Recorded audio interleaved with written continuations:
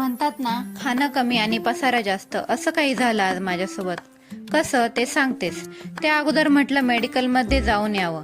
रियांसाठी teether घ्यायचा आहे एक. बाळाला पहिला दात येणं आनंदाचा क्षण असला तरी त्या आधीचा काळ बाळासाठी आणि पालकांसाठी खूप अवघड असतो.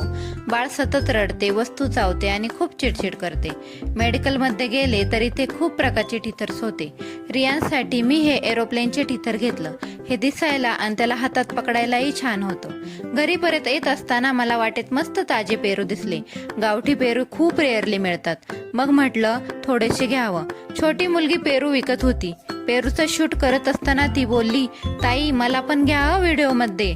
मग तिला पण घेतलं. सुरुवातीला दाखवलं होतं रियांशने मुरमुऱ्यांचा कसा पसारा घातलाय. आता हा पसारा कोण आवरणार, रियांश की त्याची मम्मा? कमेंटमध्ये नक्की सांगा. चला तर भेटूया पुढच्या व्लॉगमध्ये. तोपर्यंत सबस्क्राईब करायला विसरू नका.